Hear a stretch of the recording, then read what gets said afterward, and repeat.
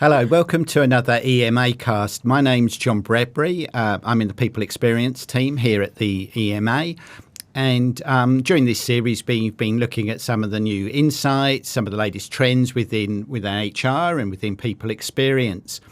And one of the things we wanted to do within this series is to talk to an HR practitioner in a typical sort of EMA member, to find out what they were doing to meet those sort of challenges and what was important to them and in their organisation at the moment. And my colleagues, Lindsay Jobin and Turi Edmonds, recommended that I spoke to Abi Turner from LM4. So today we have with us Abi Turner from LM4. So thanks very much for coming in, Abi.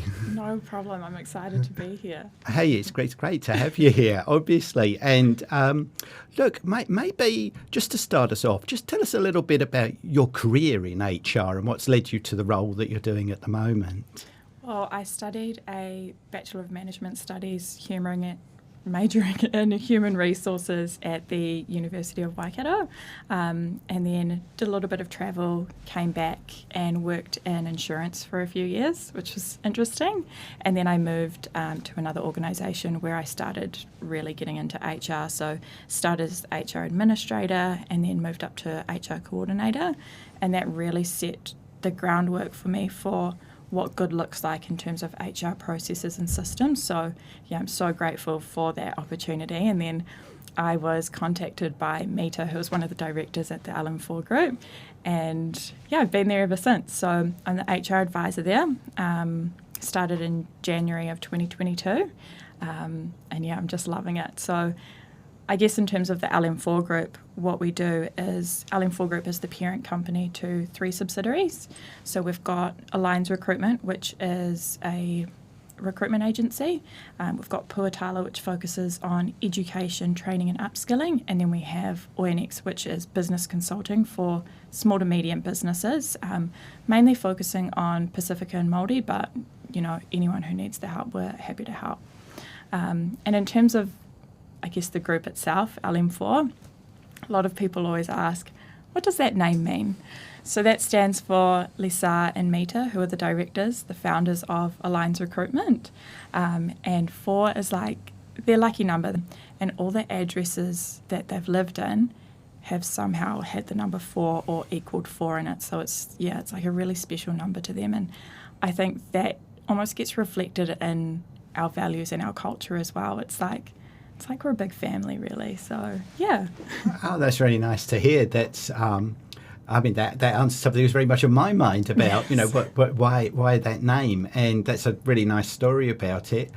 It sounds like your previous experience. You talked about, this gave me good exposure to good practice. Yeah. When you started at LM4, was there anything that particularly stood out to you? You thought, right, this is something I've done before that would be good to bring here. There were quite a few things, and even during, I guess, the initial interview phases, we kind of came to the conclusion that processes and systems is something that I do, I guess, specialise in. And that's just kind of happened organically because I like to solve problems. And we'd kind of discussed, they'd said to me, hey, we are a small company and there are things that we do manually or could be done better. Is that okay with you? Are you willing to, put the time into helping us make better processes? And that was like a big green flag for me. It's something I love to do. So I guess a few of the things from my previous experience was getting more data. Data is so important in HR because having good data allows us to make good decisions as a part of that. So a few things were like staff turnover, just tracking leave and absenteeism, just so that we could start to see trends in anything that was happening. So if there was absenteeism in a subsidiary, it would be like, cool, then we can break it down even further because we do have 3 offices. We are based in Auckland, Hamilton and Tauranga. So seeing if it's a particular office or if it's just a particular subsidiary, really being able to break things down. And even in terms of absenteeism, it's being able to say, cool, this is a trend. Let's nip it in the bud before it becomes a bigger issue. And even those small things have been so helpful in the way that we run things, and it allows us to be far more efficient in those types of processes as well. That sounds good. Sounds like you're getting some good outputs there. And in the sense you're going beyond measuring just who's here, but also, why they're here or why they're not here, and what's linking that through. I mean, how was it trying to set up systems like that across three subsidiaries, so different sorts of businesses in different locations? How did you find that? It's been interesting. We are actually working on a bigger system at the moment. So because we are so small as well, we don't actually have a specific HRIS system. Yeah. We do it all through, the tools we have. So Microsoft Office, just really trying to utilise that to the best of its abilities for where we're at right now. And then in future, then we can move to those other systems. But using Excel, Outlook, so we set up like a shared calendar, and the managers just can put in when someone's on leave, and then I can just look at the calendar and be like, cool, and then I've got my spreadsheet. So at the moment I guess it is a little bit of double handling, but we have a solution to that. It's just about implementing it at the right time, because timing's everything, and because we are doing so much this year as well, we have had to be really strategic about when we launch things and what takes more priority. And currently what we're doing, it's working. We know we've got a solution down the track, so we're like, cool, that can wait. There's other things that are more of a priority for us right now.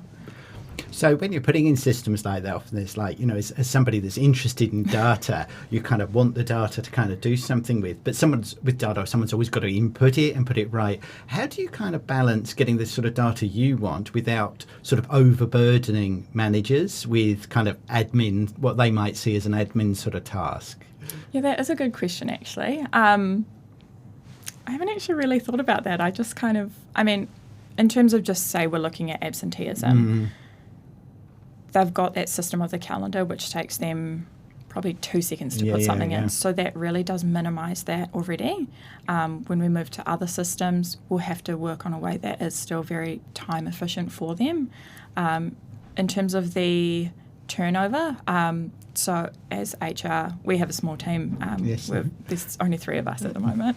So it's really easy to keep track of that for myself, because I'm the one that does the exit interviews. I process the resignation. So that data's all in here.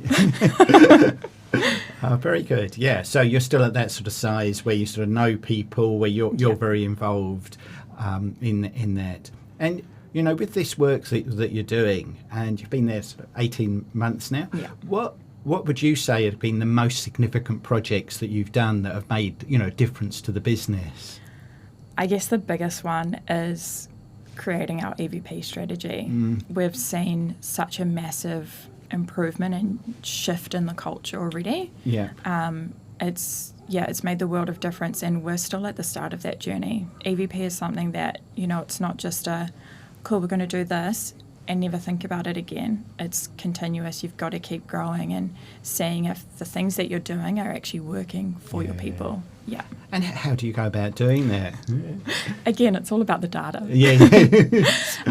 So last year, because my focus was that data, it was really good because my manager and I had a conversation, a big, brainstorming session at the end of last year to be like, cool, what are our issues? What are we going to do to fix that? How are we going to get there? We came up with a few goals that we want as HR ourselves. So our number one goal, which is a long-term goal, is that we want to be the number one place that people want to work. And I guess the key thing in that is they want to work. It's not you're needing to come to work to get the money. It's you actually want to be there too. I mean, you spend 40 hours a week with these people. You want to be able to show up as your genuine self and feel supported, because it is like that family, and that's, again, something we really pride ourselves at the LM4 group is that family feel. Because it's very genuine as well. I actually remember I'd only been there for about 2 months, and I was talking to Mita, the director, and she was like, "You've been here for a year now, right?" And I said, "No, Mita, it's only been like 2 months." And she was like, and I just said, "Oh, it's like I'm part of the furniture, right?" And she goes, "No, you're part of the family." And it was just like, I was like, that is so nice, because I think something you lose or tend to lose as you grow and become like a bigger organisation or get listed publicly is you lose that family feel. And for us, it's one of our most important things, and that's something that we never want to lose. And so that's something that we're actively working on all the time. And it also comes down to that psychological safety. And part of that definition is that people feel supported and they can be their genuine selves. They don't need to pretend to be anyone else. And that's what we want, because that's why we hired them. We want them to be themselves. So yeah, that's definitely been the biggest project that we've worked on, and it's still going, but yeah, it's been amazing. I can imagine that's sort of multifaceted in so many ways, isn't it? And I think what's particularly interesting is you're working across effectively 3 different organisations. So how does that work in terms of getting a consistent culture and a kind of EVP that applies across all of them, or is that not how you do it? So I guess the key word in there too is consistency. Yeah. So what we did is we released a employee engagement survey across all the subsidiaries at the start of the year. We made it anonymous because we weren't too worried about who was saying what. It was about getting honest data and getting honest opinions on what we could do better. Because if we don't know, how can we improve? I mean, we do a lot of research and things, but yeah, if we're not hearing it from our own people, it's not really specific to us. That's just what's happening in the market.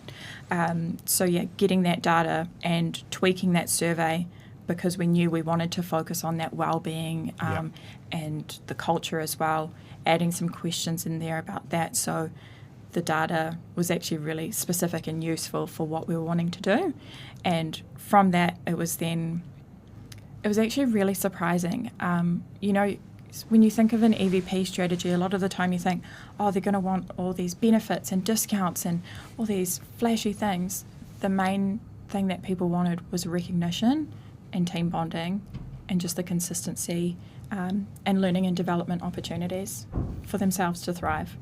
And that was so amazing to hear from them, because we've been able to action all of those things already. And it's, again, you think it's going to be all these flashy things that are going to cost an arm and a leg, but these things don't cost anything, and they're the most useful in terms of creating a better culture and a more supportive team. So there's a few things that we've done from that. So we released the survey results to create that transparency as well, and everyone got to see it, and we got some really good feedback about that as well, just knowing that they were able to see those results from it. And then one of the main things, so in terms of our long-term goal of being the number one place to work, we've broken it down into 2 different pillars this year. So one is learning and development, and the other is culture and well-being. So in terms of learning and development, we've put a few different things in place already.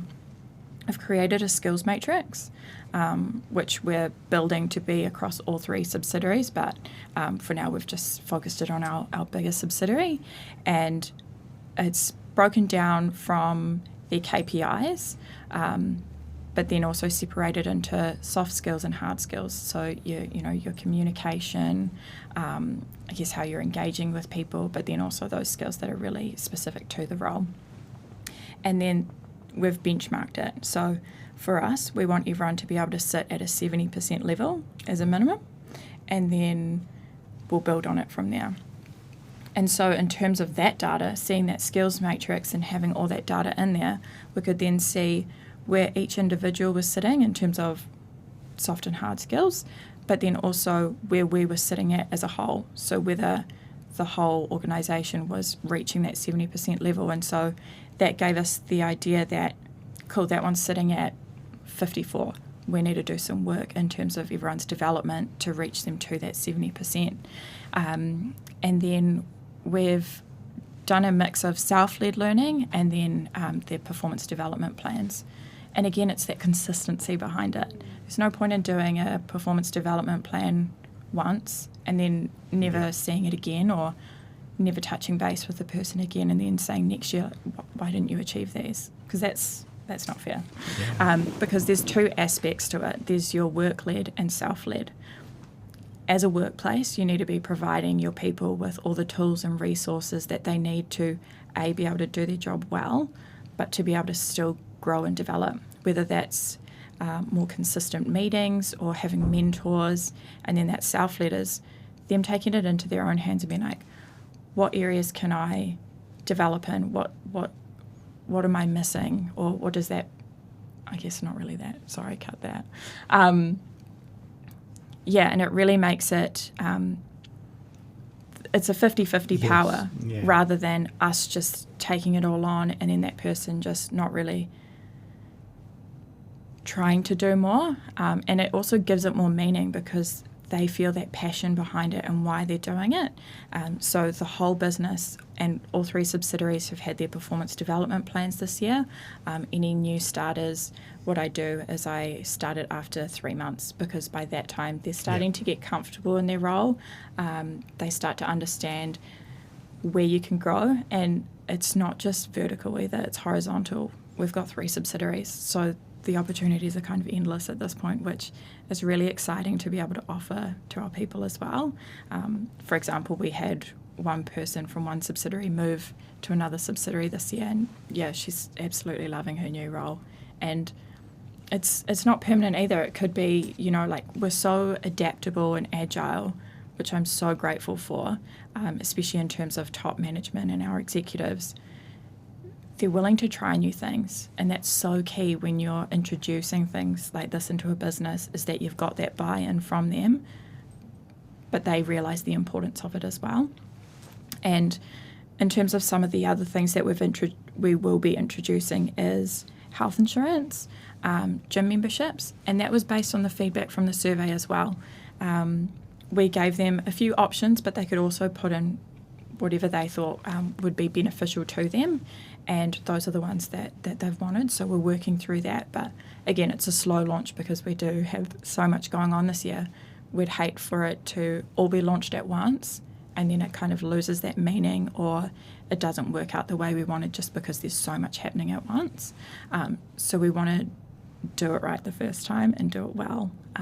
So that learning and development has been huge, and with a lot of my PDPs that I did with staff, I do 15-minute touch points every month, and then it gives us both a chance to reflect and say, hey, what went well last month? Where have you gone that extra 1% in your role? What's your goal for next month? What's the plan? And any specific goals, because again, a PDP, your goals are going to change over the year. Even my goals have changed, so I don't expect anyone else's to be the same. If they are, that's great. But again, we're very adaptable, and we just want to make sure that our people continue to grow. Even if they come into the business and they, as much as we'd love for them to stay for 20 years or something, it's not realistic. Yeah. But we want them, if they do ever leave, that they're leaving with a much higher skill set than when they came to us. And then we know that we've done our job, we've done well by them as well. Yeah, that's terrific. There's a lot of stuff going on there under sort of those 2 headings, and it sounds like your focus on this performance plan is very focused on individuals' development and sort of future focused. Mm-hmm. So, what does a performance discussion look like in your in LM4? So I like to just open it up. I just explain the purpose of why we're doing it. So, hey, we're creating a performance development plan for you. We want to see where you want to grow to, what you want to learn about, and we'll just go from there. So a few key points in there, seeing what their long-term goal is in terms of their career, what their short-term goal is, so the next 6 to 12 months, any specific skills they want to develop in the next 6 to 12 months. And then, it's just a conversation. It's just really, from what they're saying, then trying to figure out, cool, what skills can we develop, what courses, webinars. There's so many amazing tools such as the EMA. The EMA learnings have been so great in terms of being able to provide more for our people as well. And just letting them really speak their mind, and then I can really dwindle it down from there and be like, cool, let's do this, make a plan. And then having those monthly check-ins, be like, cool, how was your course that you did last month that we booked you in for, and this course is next. We're also doing a few trainings in-house as well through Portala, which has been amazing. So the 2 that we're doing are growth mindset, and that'll be a 2-part course. And the next one is actually the Treaty of Waitangi, which I think a lot of people will be like, oh, well, why are you making everyone sit through that training? And the leaders in the business have already done it, myself included, and it was honestly the most amazing course because, again, we're in New Zealand, and I think it's also, our business is very diverse, and I think we also need to pay respect to where we are, the country that we're in, the cultures that are here already. And it was really interesting to hear more about the differences in the treaties and where, I guess, animosity has come from. And it wasn't to say that this is right and this is wrong. It was just about discussing the differences, and they're really good at being able to make that a really safe space. So any opinions you have, you can share them without any repercussions. So yeah, those are a few in-house ones that are happening too.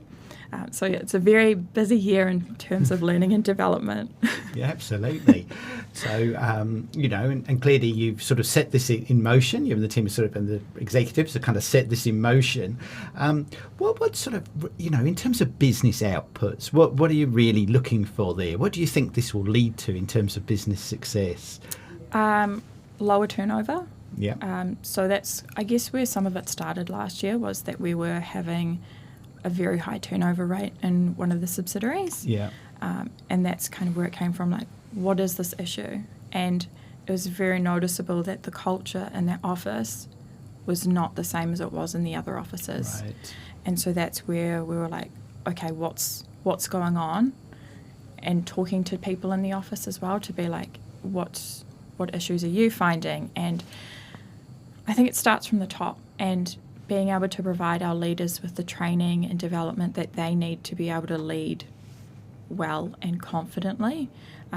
We've seen a huge difference in that culture this year, which has been amazing. And yeah, just that training and development in general, giving everyone that opportunity and that space to thrive on their own. And because we share the HR plan for the year when we initially do that PDP, just seeing the excitement on their face to say, hey, we're growing, we're doing these really cool things, and it's based on what you've said. We're listening to you. Because that's what I find tends to happen sometimes is, you have the people that are, I guess, on the lower end, like not your managers or anything, the guys on the floor, and they never feel heard. And that leads to disengagement, and they're there because they need to be, not because they want to be. And then it just comes back to our larger goal of being that place that people want to work. It's so important for us that people want to be there, and I guess it relates to those intrinsic versus extrinsic motivators. But one of the big trends for this year is emotional salary. We're kind of getting past that great resignation now, and we're moving into the great ask. So the turnover is reducing, but people aren't afraid to ask for what they want, and I think that's amazing. I think everyone should have the voice and the power to say, hey, look, I need this from you. Because again, you don't know if you don't ask, which leads to that emotional salary as well. So it's not just about money anymore, because when we were going through that great resignation, the recruitment was, what am I trying to say? It was such a tight market to find candidates and quality candidates that organisations were just lifting salaries where they could. It was crazy. And being a small business, it's not really something that we could do at that point. And so we just really had to. We were always really honest about salaries and things, but it was about what else we could offer. And just a general trend this year is that emotional salary. What else are you offering outside of a monetary salary? And what sort of trends are you noticing there? What are the sort of big things that the ask is coming for? One of the main things, I think if you stay in a company for a long time, you do tend to, depending on where it's at, I guess, this is me generalising, you usually get those 2% increases every year. Mm-hmm. And so salary is definitely one of them, but growth and development, it's those things that really don't cost a business, and just consistent recognition. We've noticed, such a huge improvement just from that consistency piece. What other benefits can you provide? So for us, we're like, hey, we've got free car parks. That's actually quite a big deal, especially if you're working in a city. Can can cost an arm and leg for parking every day. And sometimes the public transport isn't that reliable, so you do have to take your car and things like that. So even there's, the gym memberships, it's that work-life balance. It's being able to take care of your general well-being.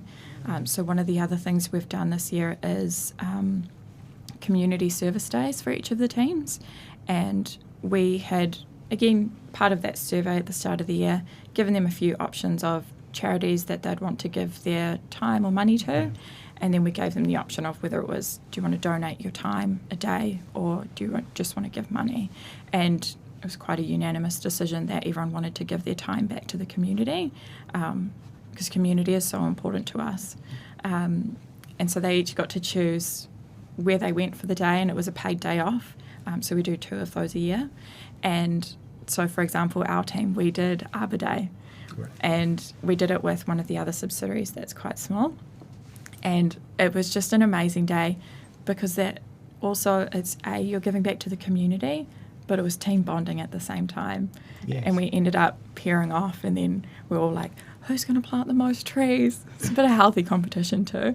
And then we went for lunch afterwards. So it was just an amazing day, and I still hear people talking about it. And the cool thing was that it was all native trees, and it's about they're trying to, I guess, recreate a whole bunch of native bush in Hamilton. And, being able to say, hey, I've been a part of that. I've planted some of those trees. I used to do it back when I was a kid as well, and driving back home, sometimes I'll be like, oh, I planted that tree. Like, I memorised some of the ones I did, so I can be like, I can watch it grow. And some of them are like 20 years old now. I'm like, I did that. Yeah. I just find they're wonderful, because what you're doing there is you're illustrating some things I see in sort of these surveys by sort of big companies like McKinsey and this sort of thing, and they talk about, actually the reason people stay in jobs or leave jobs is not necessarily what you think. It's not really to do with pay, which is what managers typically say it is. Yeah. It's actually to do with connection to the company and connection to the wider community and so forth. And it's like, okay, that's all well and good, but what does that look like? And I think you sort of illustrated there that that's what it can look like. Yeah. And how you got to that was not by just applying across the board some research you read, but actually just by asking your own people and then acting on the feedback. Yeah. Yeah. And one of the things as well is what's working for us doesn't mean that it's going to be like a blanket rule. What we're doing isn't going to work for everyone else.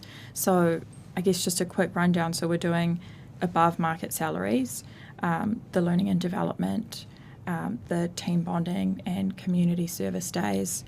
I feel like I've forgotten one in there, and that's going to annoy me. Well, I mean, that's sort of that thing where you're hitting quite a few sort of buttons, aren't you, that are important to your people. Yeah. And as you say, it's not necessarily that somebody would come and copy exactly what you've done. And this goes to something Josh Burson talks about, who talks a lot about, the irresistible organisation, what good organisations should look like and successful organisations look like. And he says, well, actually, there's no such thing as best practice anymore.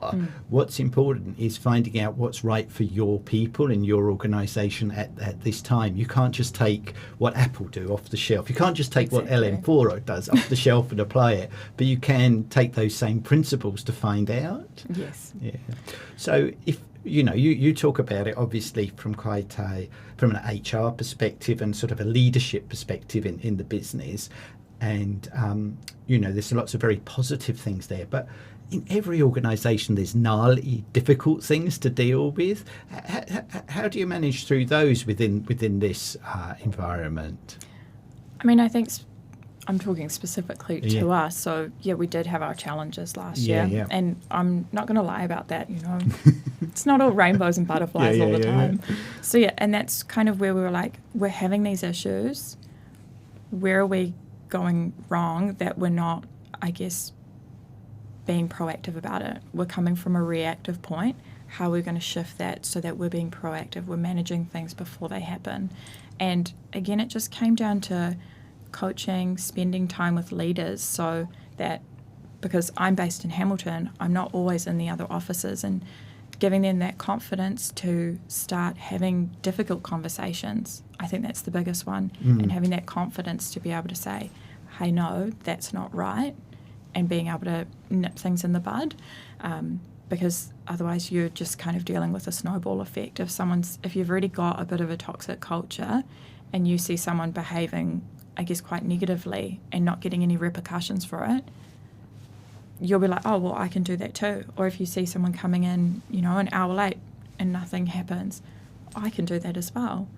And then you've got a whole office that's doing that. And so, yeah, again, it was just about spending that time to be able to give them that confidence. And, yeah, I'm so happy with how they're developing, and I can see it, and they're really proud of where they are. And you even just see that pride in when people say, oh, I work for the LM4 group. It's not like shameful or anything. It's like a badge of honour that we go out and say, yeah, I'm with the LM4 group. Oh, wonderful. I mean, you make it sound very much like, it's part of the way we do things. This is our kind of business that, people grow and develop within that, which is great.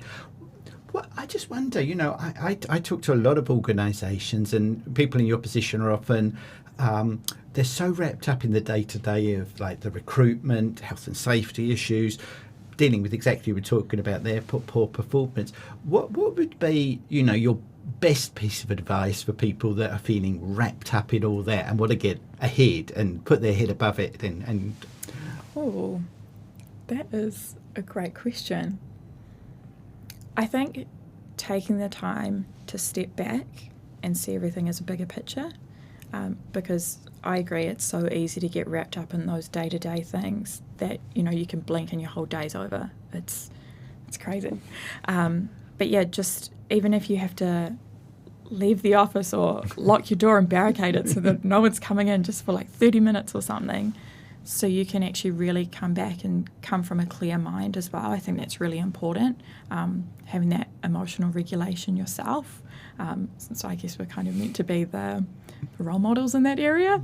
And just being able to see that wider lens of what's going on so that you can make better informed decisions about where you're going to go in terms of your strategy. Because, yeah, that's been the best thing we've ever done is come up with that strategy, because it gives us, we've got a whole timeline for the year of what we're doing for each quarter in terms of HR. So the first quarter was all that collecting the data, doing the research, and then from there it was starting to slowly implement things. And yeah, sometimes it's easier said than done to get away from that daily grind.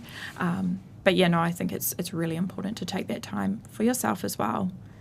Yeah. And that sounds very sensible. I mean, as you say, it's like something we often all kind of, we know it really, but we don't do it. And Yes. it's a good reminder to kind of go, like, step back, give yourself a bit of space from the day to day and come up with a plan. And it sounds like that's what you did there, about setting some goals and milestones along the way. Mm-hmm. So it sounds like it's going very well to date. So what's next? I'm sure you've got something else in mind for what happens next. We've got a few things in mind, actually. We're very busy. So in terms of what we've launched already, it has been very heavily focused on that learning and develop, which, again, it's going to be ongoing. So now we're at that point where we want to start launching more of the things that are focused on that well-being aspect of it, that work-life balance. So doing the above-market salaries, which we're just going through the process of at the moment. Then next we're looking at launching that health insurance. And again, that looks different. The more research you do, different companies do it differently. You can either pay some, you can pay all. Even in terms of, it's on the tip of my tongue. I'm missing something that's really important with what we're doing. What is it? Health insurance? Oh, flexible working. Yes. So one of the things mentioned in that initial survey was people wanted flexible working. So we launched another survey a few months later, because even down to perception, you and I will have different ideas of what flexible working looks like. And so we wanted to hear again from our people what that looks like to you, how we can keep our culture and maintain that, and maintain those the connectivity between teams. And so what we actually came up with, again, we shared that data with everyone to make it transparent, and that's something that we'll be rolling out soon as well. And it's just kind of figuring out what good looks like in that area. And I guess one of the main things is, for us, is this is completely new. This is something new that we're launching, and it's okay if something doesn't work. It gives you data to then go back to the drawing board and say, okay, that didn't work. Why didn't that work? What can we do differently that will be of great benefit to our people?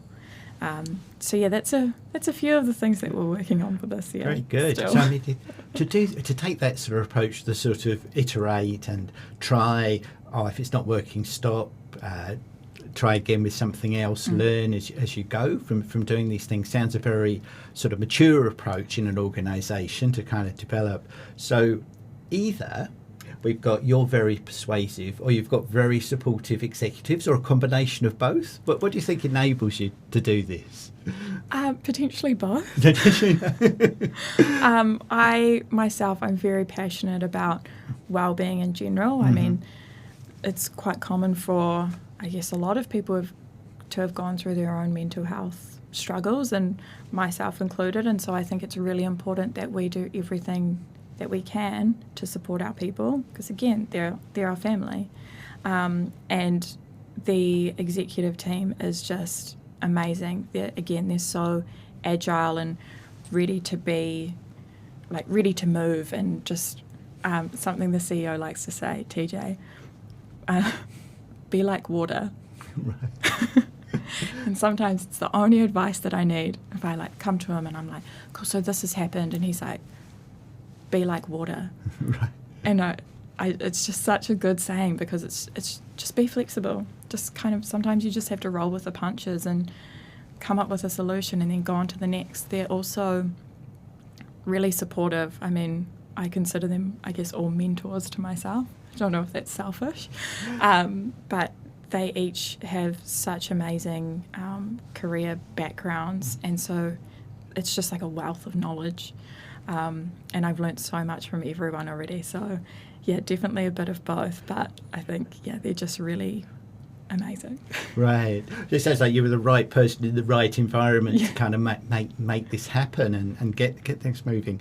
So if this is your perspective very much on this, but if you put yourself in the shoes of, if you like, an average employee, if there is such a thing in your organisations. How do you think they describe working for LM4, or they're part of LM4? What sort of words or phrases would they use? We did have that was actually in the engagement survey as well. What values do you think that we... I knew you had covered this already. I should have guessed. Yeah. Yeah, what values do we show as an organisation? And one of the main ones was respect, culture, family. Those were some of the top ones there, and it's so true. So I guess something else that we're working on this year as well is going through our vision, mission and values. So because Alliance has actually been around for over 20 years now, and the parent company and the other subsidiaries came in later, again, taking that step back to look at, hey, this is where we've been, this is where we are, and this is where we're going. We just found that it was time to potentially revisit those values and see if they were still aligning with where we are now and where we're going to be in the future. So we had a session with an external provider.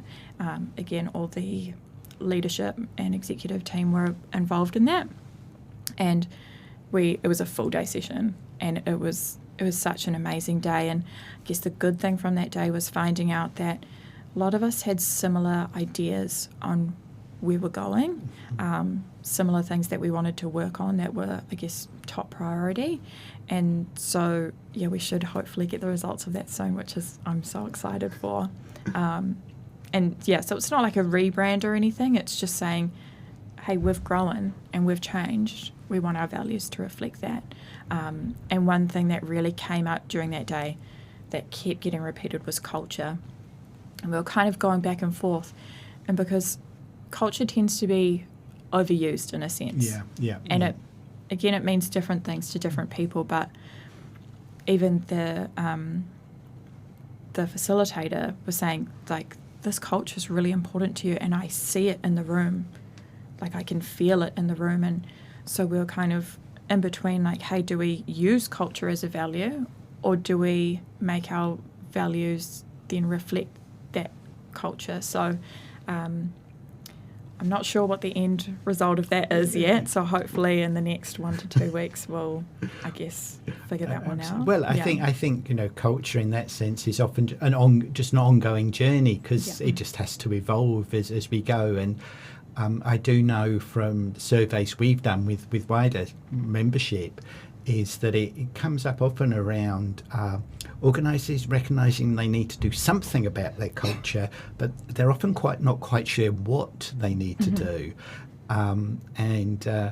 Just getting to the heart of that sounds like what you're starting to do there with that. Because it's not something you see. Culture is a feeling, and it's the way you act, and it's just what drives you in that organisation. And so having our culture impacted last year was really hard, because when we were just like, where is this coming from? And again, I got so caught up in doing those daily things and I guess dealing with some of those issues that I didn't take that step back at the time to say, what's the larger issue happening here? Why is this impacting our culture so negatively?